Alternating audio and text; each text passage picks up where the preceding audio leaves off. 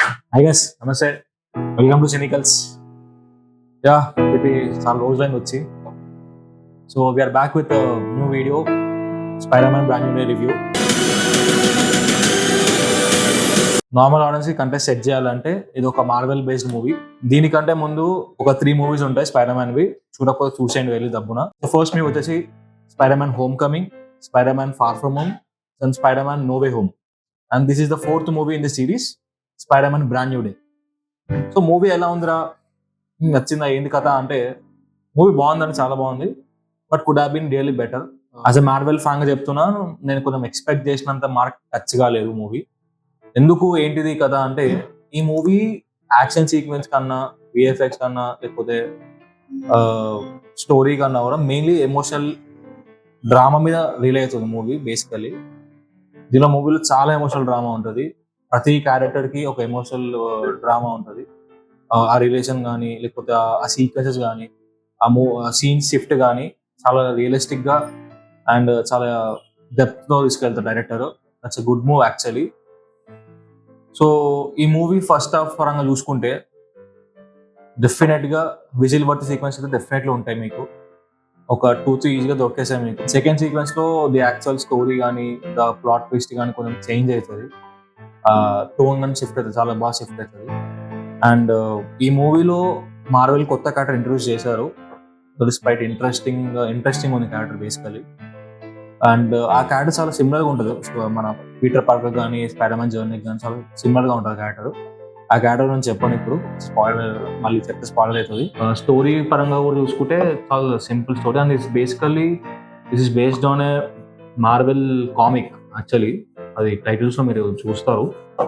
So this ultimate spider Man series అయితే ఉందో మార్వెల్ది comic version, so దాని మీద బేసే ఉంటుంది ఇది. అండ్ ఈ మూవీలో బేసికలీ స్క్రీన్ ప్లే చాలా స్లోగా సెటిల్డ్గా వెళ్తుంది.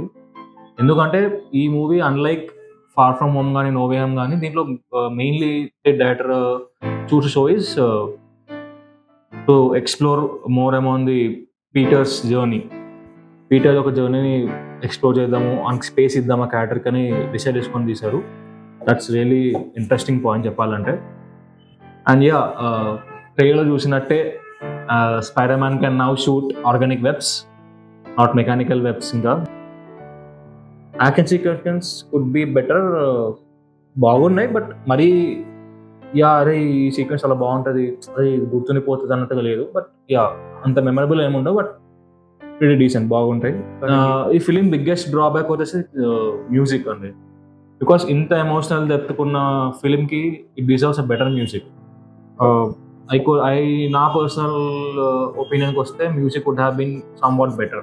హల్క్ సిరీస్ ఉన్న ఆ సీక్వెన్స్ అయితే చాలా ఎక్స్ట్రాడనరీగా చాలా బాగుంటుంది. And majorly in this film we will actually see the actual Hulk, the size కానీ, ఆ రేజ్ కానీ డెఫినెట్లీ మీరు ఒక ఎంజాయ్ చేస్తారు ఒకవేళ మీరు నిజంగా మార్వెల్ ఫ్యాన్స్ అయితే.